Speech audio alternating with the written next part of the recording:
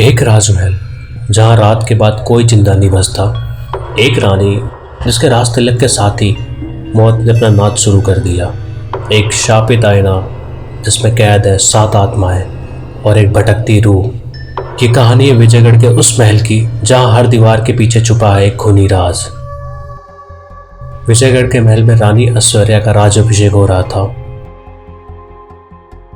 जैसे ही राज मुकुट उसके सर पर रखा गया, महल के सारे दीपक एक साथ बुझ गए।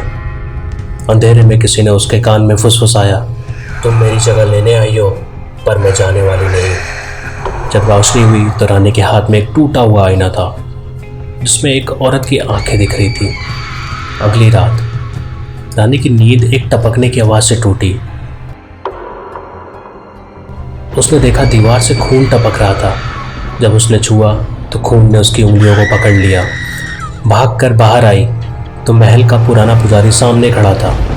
उसने डरावनी मुस्कान के साथ कहा, महारानी, यहाँ हर रात कोई न कोई मरता है, आज किसका नंबर है?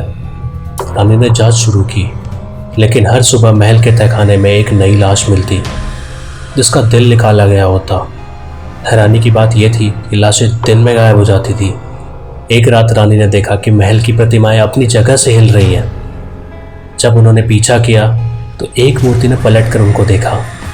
वो मुर्दा सिपाही वीरेन था। वो भागकर पुराने आईने के पास पहुंची। उस पर लिखा हुआ था, जो देखता है वही मरता है।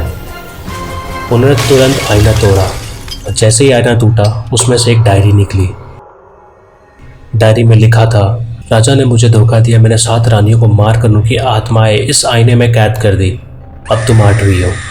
और वो माधवी थी।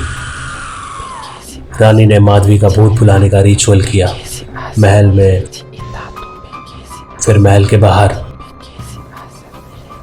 अचानक महल की सारी मूर्तियां जीवित हो गई और वो धीरे धीरे रानी की तरफ बढ़ने लगी। तभी माधवी प्रकट हुई, जिसका चेहरा आधा जला हुआ था। वो चीखी, तुम मेरी जगह लेने आई हो और मैं तुम्हें जिंदा दीवार में चुनवा दूंगी। ये सुनते ही रानी ने तेजी से टूटे हुए आईने के टुकड़े से माधवी पर वार किया। एक जोरदार चीख के साथ माधवी का भूत आईने में समा गया। अगली सुबह रानी को लगा सब कुछ ठीक हो गया, लेकिन जब रानी ने आईना देखा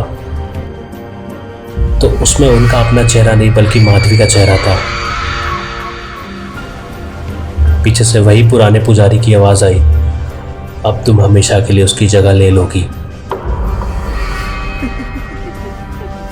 तभी रानी की आंखें लाल हो गई और वो जोर से हंसने लगी। क्या वाकई में रानी ऐश्वर्या बच गई,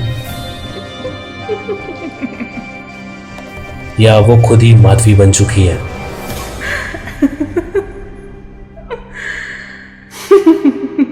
Ha ha ha ha.